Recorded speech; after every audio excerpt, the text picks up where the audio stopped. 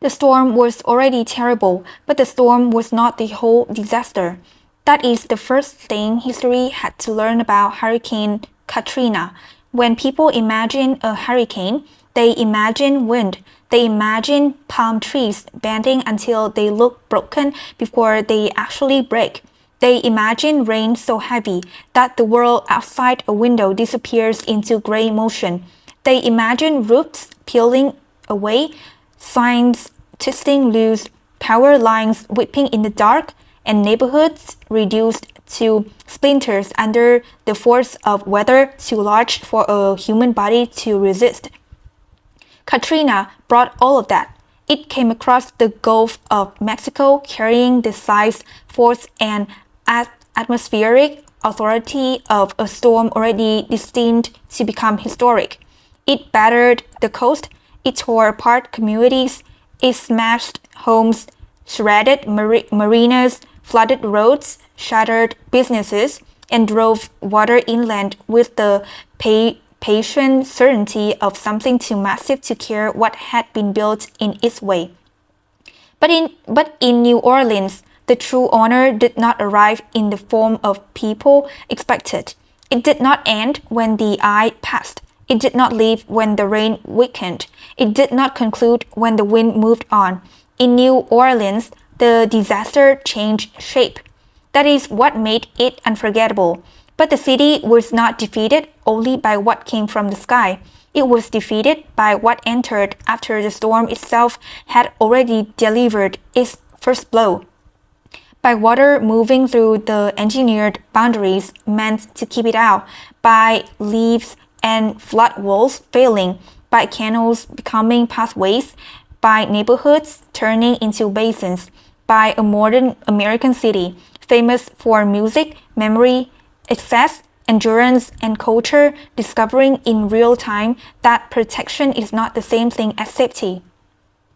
The water came in slowly enough to be watched. That may be one of the cruelest details of all. This was not always the dramatic image of one giant wall crossing the horizon. In many parts of New Orleans, the catastrophe looked at first like a terrible but comprehensible flood. Water rising on streets, water entering homes, water reaching porches, then windows, then roofs. Water turning familiar intersections into channels, water filling entire neighborhoods with a brown toxic stillness that felt less like a single strike than like occupation. Then the city began to understand. Levees had failed. The flood was not a temporary inconvenience. This was a basin filling. People climbed into attics. People chopped through roofs. People waded chest deep through water-carrying sewage, chemicals, fuel, splintered wood, dead animals, and the remains of ordinary life broken apart into dangerous fragments. Families were separated by currents, by failed transports, by the impossibility of moving elderly relatives, by brutal timing of evacuation orders, by the simple fact that poverty turns disaster into a trap. Some escaped before the worst of it. Some could not. Some had cars, hotel reservations, relatives inland, enough money for fuel, and the freedom to leave when the forecast turned grim. Some had none of those things. And when the city filled with water, that difference hardened into fate. That is why Katrina still lives so deeply in the American imagination. Not only because it was destructive, not only because it was deadly, but because it exposed something the country already knew and had still not fully prepared to face. That disaster never lands equally. It follows fault lines that already exist of wealth, race, age, mobility, health, infrastructure, and political neglect. Katrina did not invent those fault lines. It submerged them in public view. And the world watched. It watched people stranded on rooftops waving shirts and towels at helicopters. It watched elderly residents pulled from homes days after the flood. It watched crowds gather at the Superdome and the Convention Center, places that became symbols not of security but of desperation. It watched hospitals fill, neighborhoods empty, bodies remain in the heat, and a major American city appear less like a functioning urban center than like the aftermath of war. This is why Katrina was never only a weather story. It was a systems story, a geography story, a political story, a moral story, a story about what happens when a city built below sea level depends on barriers, pumps, and public trust, and then discovers, under the pressure of one historic storm, that all three can break at once. The wind came first, but it was the water that stayed. And in the long days that followed, as flood waters sat over streets and through homes and around schools and churches and memories, Katrina became something larger than a hurricane. It became a revelation of what it means when a city's defenses failed, when evacuation is uneven, when rescue is delayed, and when ordinary life is sown to rest on systems far more fragile than the people inside them were ever encouraged to believe. Hurricane Katrina struck the Gulf Coast in the late August 2005 and became one of the most destructive and consequential disasters in United States history. After crossing southern Florida, the storm intensified dramatically over the warm waters of the Gulf of Mexico, becoming a powerful hurricane before making landfall along the central Gulf Coast. The coast of Mississippi suffered devastating direct storm surge damage. Coastal communities were smashed, buildings torn away, and entire neighborhoods erased near the shoreline. But it was New Orleans, Louisiana, that became the symbolic center of the catastrophe after multiple levee and flood wall failures allowed water to pour into and remain inside much of the city. More than 1,800 people died. Hundreds of thousands were displaced. Entire neighborhoods were submerged for days, and in some areas far longer. Homes were destroyed by flood, by wind, by mold, by contamination, and by the prolonged inability of normal civic systems to recover quickly enough. Families were scattered across states. Schools closed. Hospitals failed. Businesses disappeared. Churches were damaged. Roads, bridges, pumps, and basic urban functions all entered crisis at once. Katrina was therefore never just a hurricane in the ordinary sense. It was a layered disaster, a wind disaster, a storm surge disaster, a levee failure disaster, a flood disaster, a humanitarian disaster, and a crisis of response, evacuation, and public trust.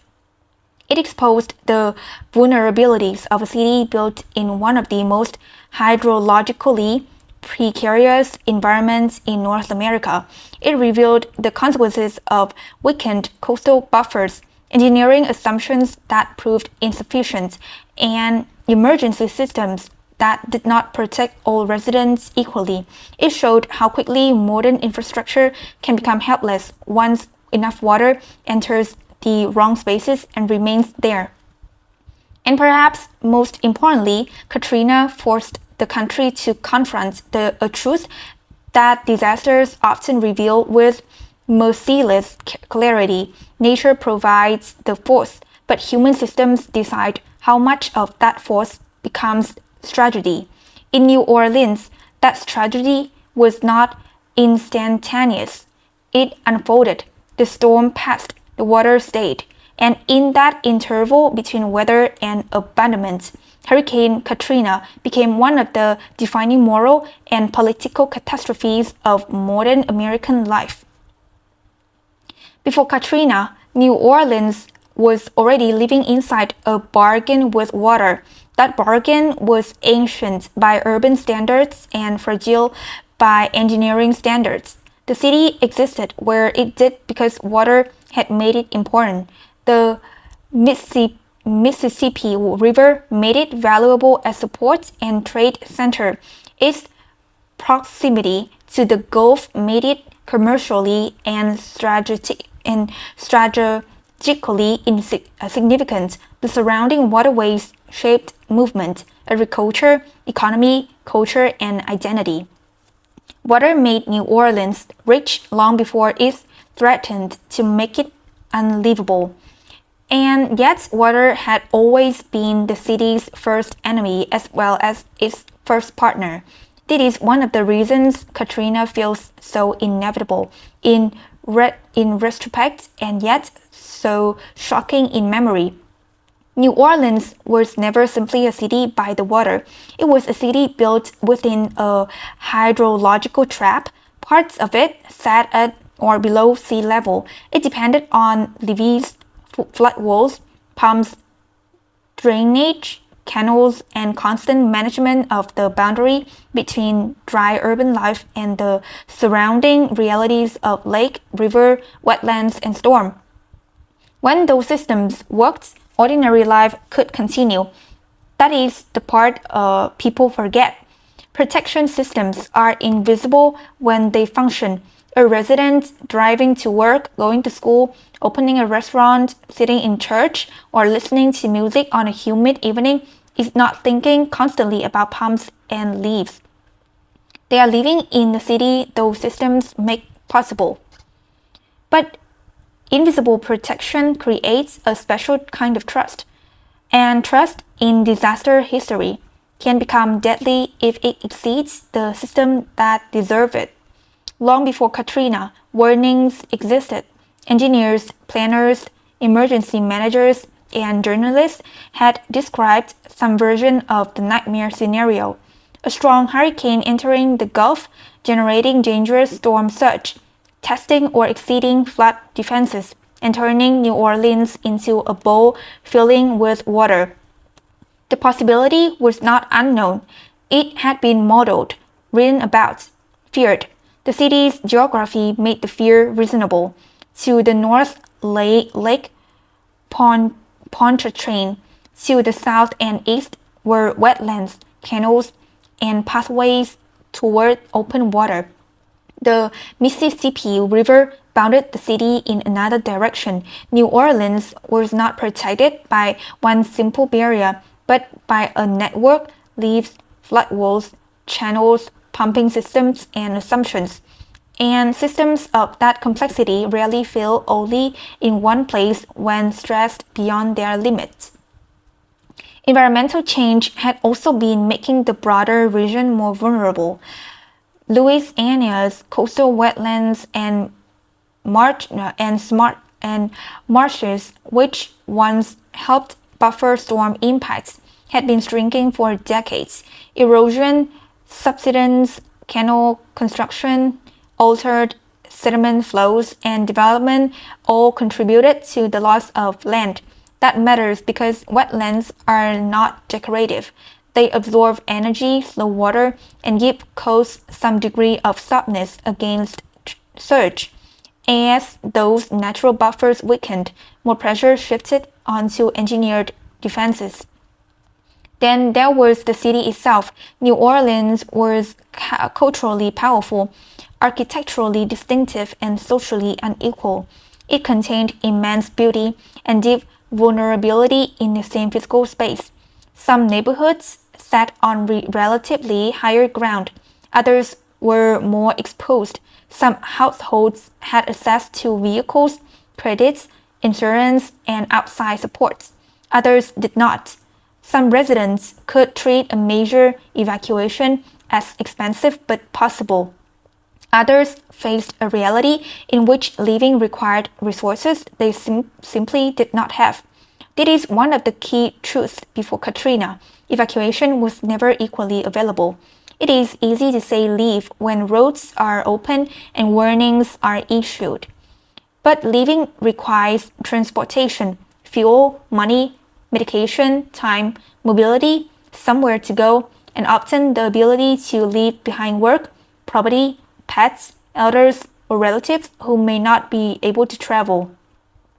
For many of the city's poorest residents, especially those without cars, the elderly, the disabled, the isolated, or those caring for others, evacuation was not a simple decision tree.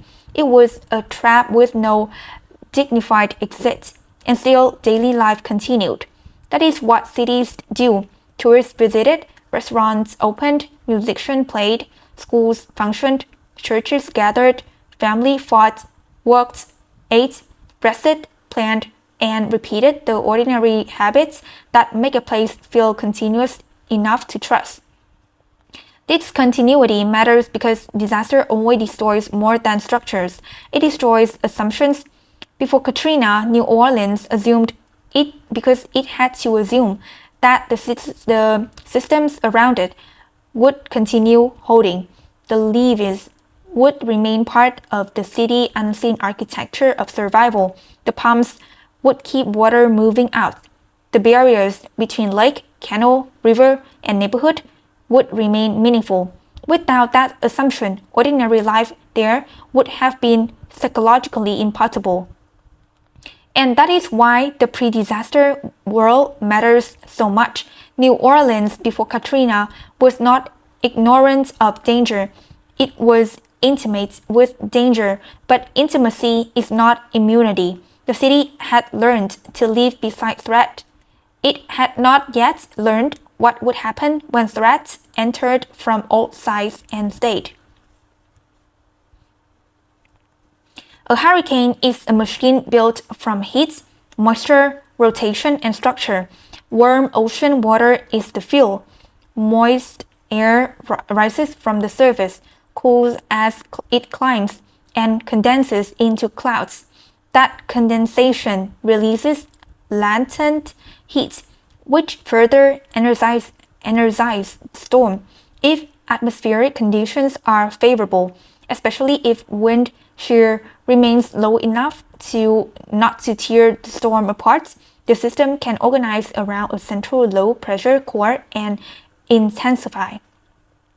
The Gulf of Mexico provides a danger setting for this process because its warm waters can help a storm strengthen quickly. Katrina's meteorological life followed this deadly logic. After crossing southern Florida, it entered the Gulf and intensified over warm water into a major hurricane. The storm drew energy from the ocean efficiently enough to become a massive system capable not only of destructive winds, but also of driving large volumes of seawater toward the coast. And that is where storm surge becomes central. Storm surge is the abnormal rise of seawater generated by a storm's winds and low atmospheric pressure. It is not just high water. It is the ocean being physically pushed inland.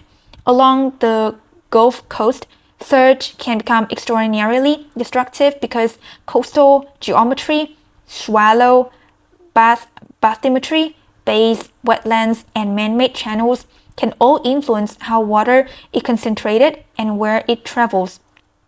In Mississippi, Katrina's surge was among the most devastating in U.S. history. In New Orleans, however, the science of the disaster became more complex. The city did not simply face direct weather impacts in open coastal exposure. It faced the interaction between storm surge and its flood protection system. Levees and flood walls exist to keep water out. Canals channel water and interact with pumps and drainage systems that normally make urban life possible. But when the external water levels rise enough, and when structural failures occur in the wrong places, the same engineered network that supports the city can become the map through which disaster enters it. That is exactly what happened. The storm surge and associated pressures helped produce multiple failures in levees and flood walls, especially along key canals and protective structures. Once breaches opened, water poured into low-lying neighborhoods, And because much of New Orleans lies at or below sea level, the flood water did not simply pass through the city and move on, it collected. This is the critical difference between a city hit by heavy rain and a city turned into a basin.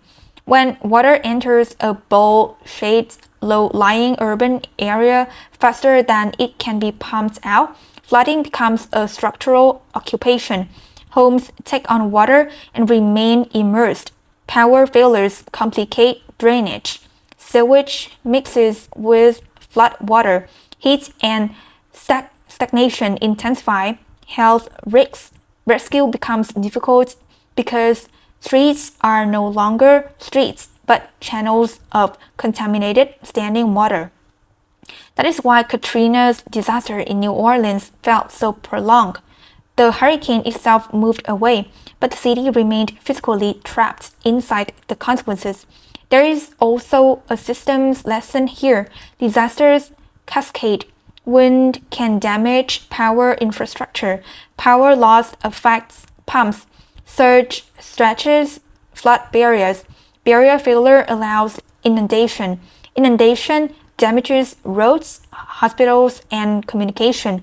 Hospitals without power or access lost capacity. People unable to evacuate become stranded. Rescue delays amplify injury and mortality. Water contamination adds public health risk. The event becomes less about one storm than about a chain of failures interacting faster than institutions can respond.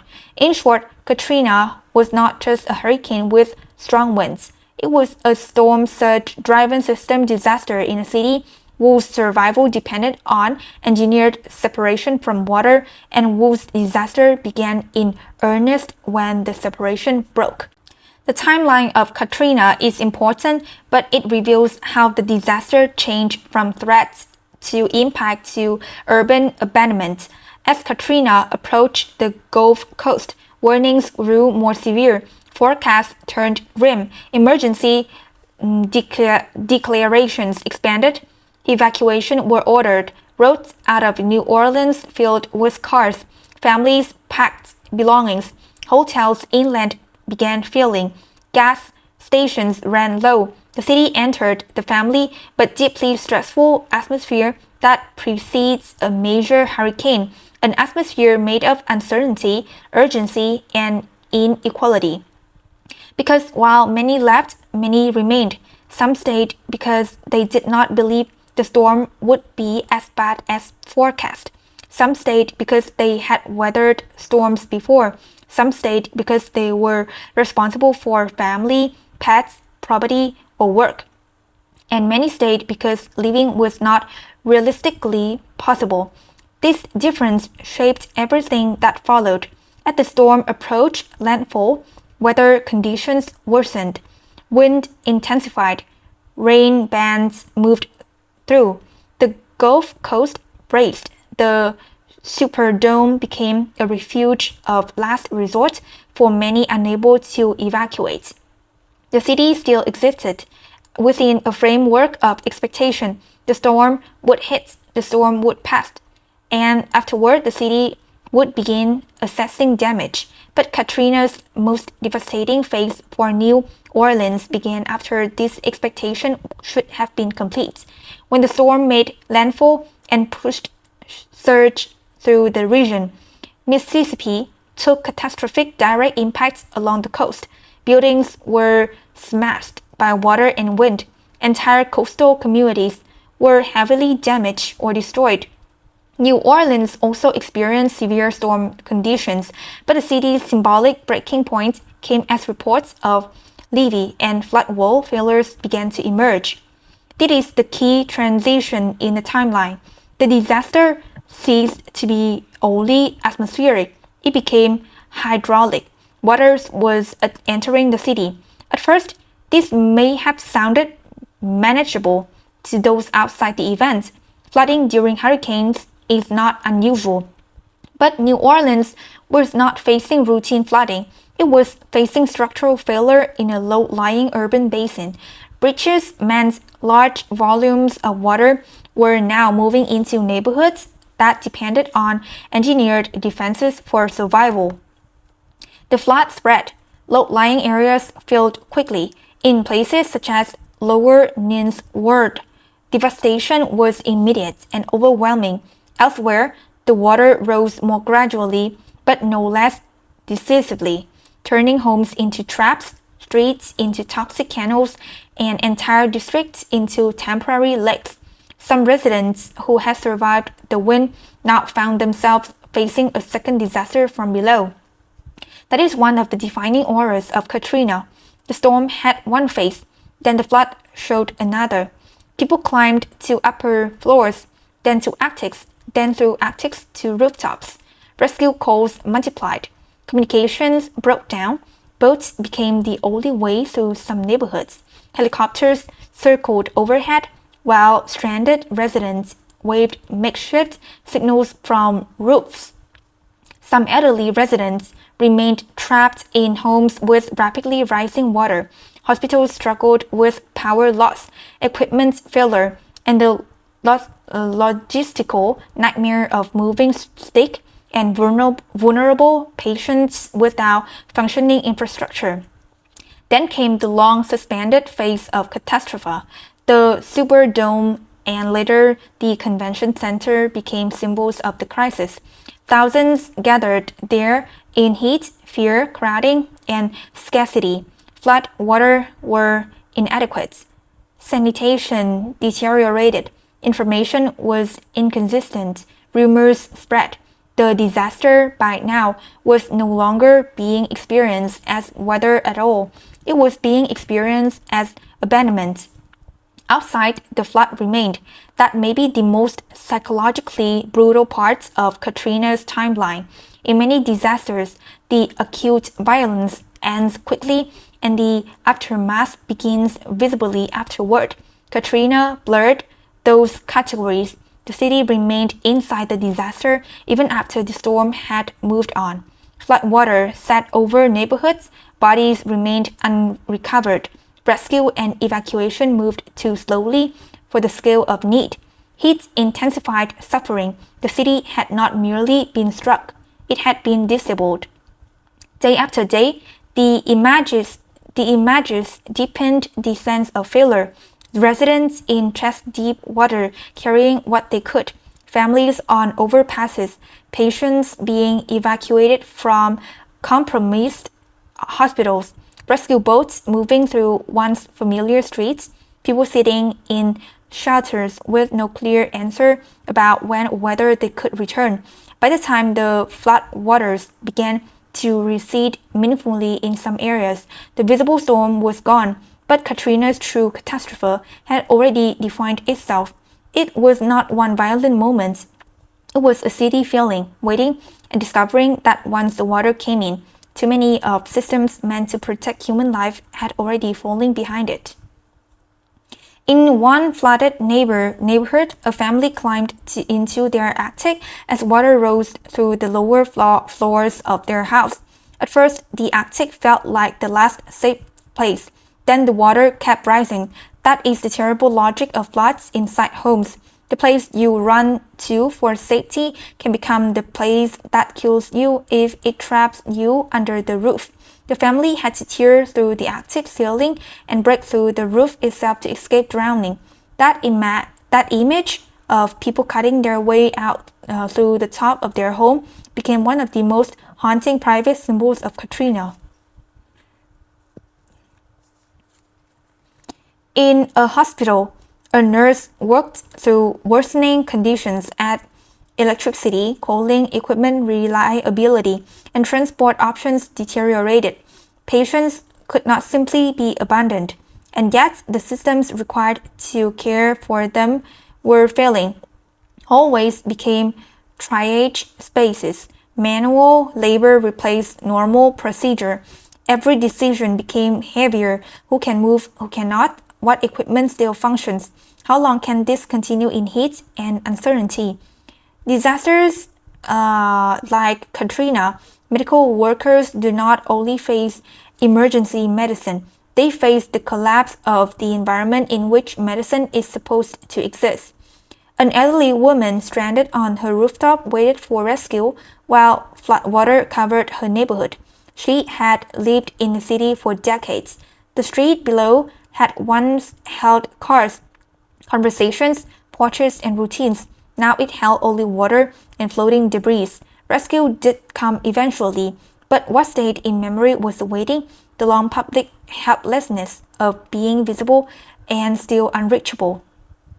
There were also those who tried to evacuate too late, those who stayed with relatives, those who died in nursing homes, those who carried children through polluted water, and those who survived only to lose homes, documents, jobs, and neighborhoods in the months ahead. That is why Katrina refuses to remain only a storm story, because it unfolded not only in weather maps, but in attics, hospitals, shelters, wheelchairs, rooftops, and bodies of people who discovered too late that staying alive inside a flood means enduring not one moment of terror, but many. The aftermath of Katrina was fast, prolonged, and unequal. When the water finally began to leave parts of New Orleans, it did not reveal a city ready to recover quickly. It revealed a city shocked in toxic contamination, structural damage, rot, grief, and bureaucratic exhaustion. Homes were filled with mud, mold, chemicals, and sewage residue. Streets were lined with debris.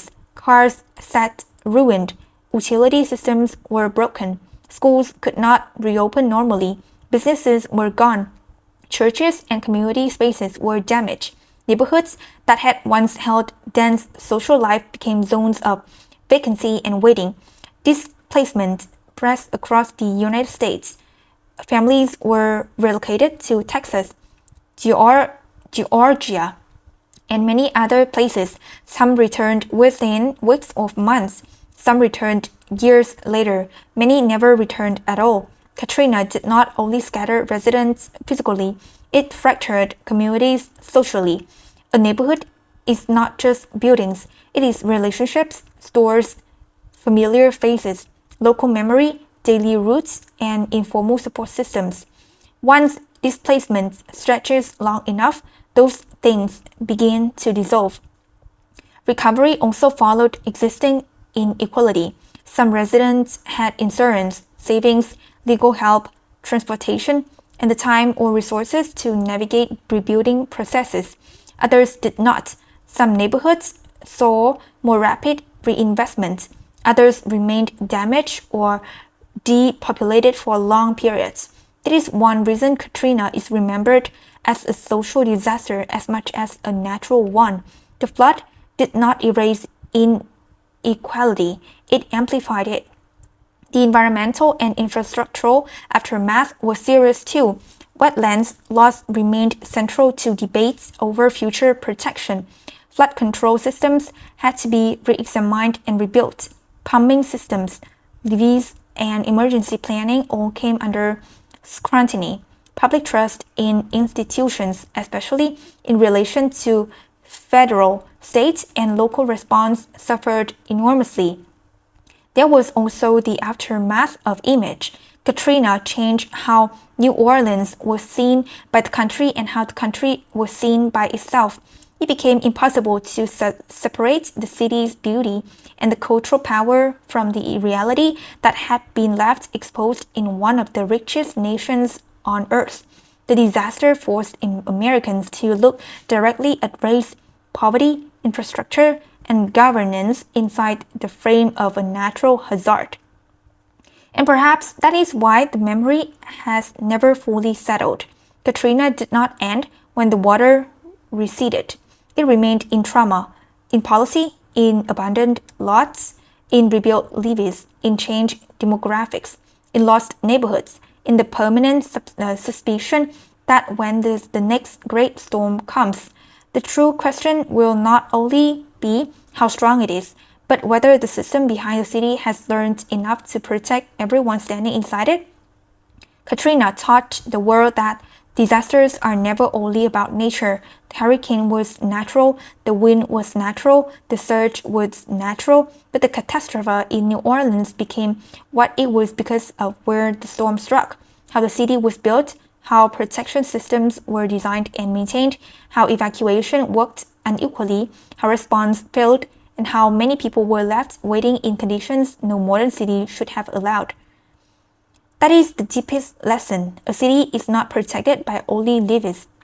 It is protected by whether all of its residents can live, by whether hospitals can function in collapse, by whether flood defenses are designed for worst cases rather than convenient assumptions, by whether environmental buffers are preserved, by whether poor neighborhoods are treated as equally worth saving before the storm, not only mourned after it, but whether public trust is deserved.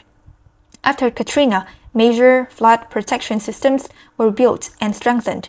Emergency plans were reworked. Coastal restoration and wetland loss became even more urgent topics. The engineering lessons were serious and expensive, but the moral lessons were even heavier because Katrina made visible what many disasters reveal.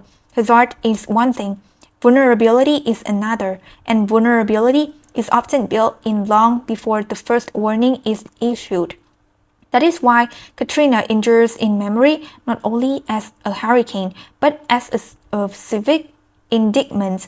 The storm passed, the water remained, and in that silence after the wind, New Orleans became a mirror held up to the country, showing not only the power of weather, but the weakness of the structures, decisions, and inequalities that had always stood just beneath the city's visible life. Katrina did not destroy New Orleans because the city lacked soul. It destroyed so much because the city had been asked to trust systems that were never as complete as they needed to be.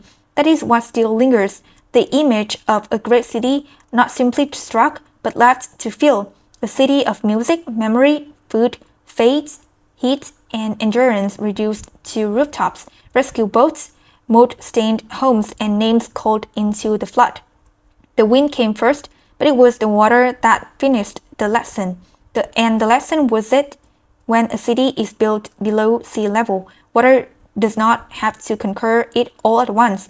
It only has to find the points where confidence gives away, where barriers fail, where movement stops, where the people who could not leave are still waiting. Then it enters, then it says, and then story gives the storm a name that will never belong only to weather again.